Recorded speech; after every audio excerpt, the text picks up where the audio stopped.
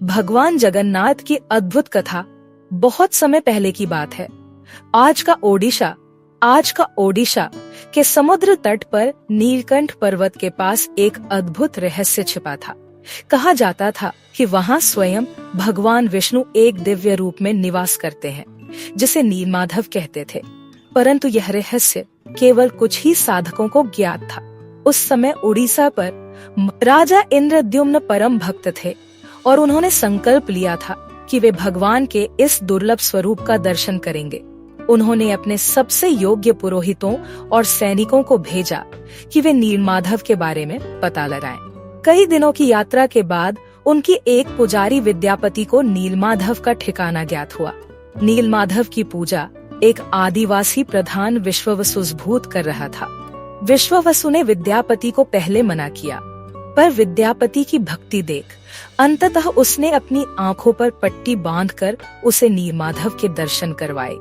जब विद्यापति ने घर आकर राजा को यह समाचार दिया, तो राजा इंद्रद्युम्न ने तुरंत यात्रा का आदेश दिया।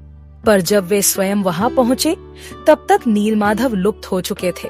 राजा को गहरा दुख हुआ, लेकिन उसी रात उन्हें स्वप्न में भगवान विष्णु ने दर्शन देकर कहा, हे राजन, समुद्र तट पर एक विशाल लकड़ी का तना तैरता हुआ आएगा।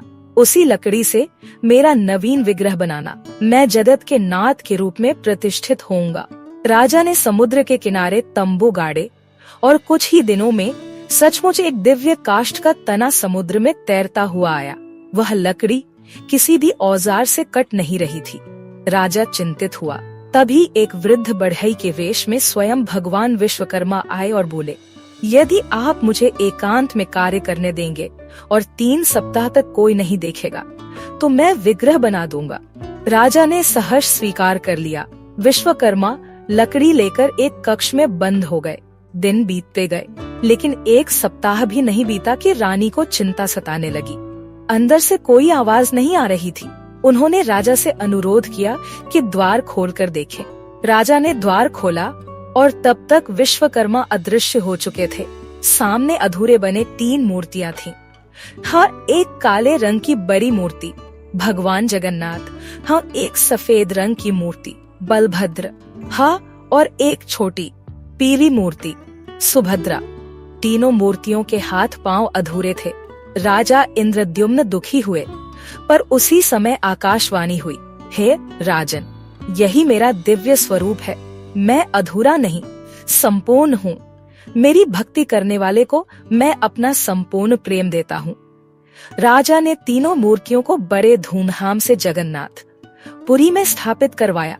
समुद्र के किनारे पर भगवान जगन्नाथ, बलभद्र और सुभद्रा की आराधना प्रारंभ हुई। पुरी तब से आज तक 4 धामों में से एक माना जाता है।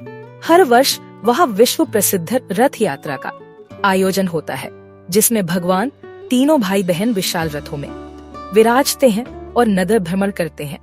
लाखों भक्त उनके दर्शन के लिए उमड़ पड़ते हैं।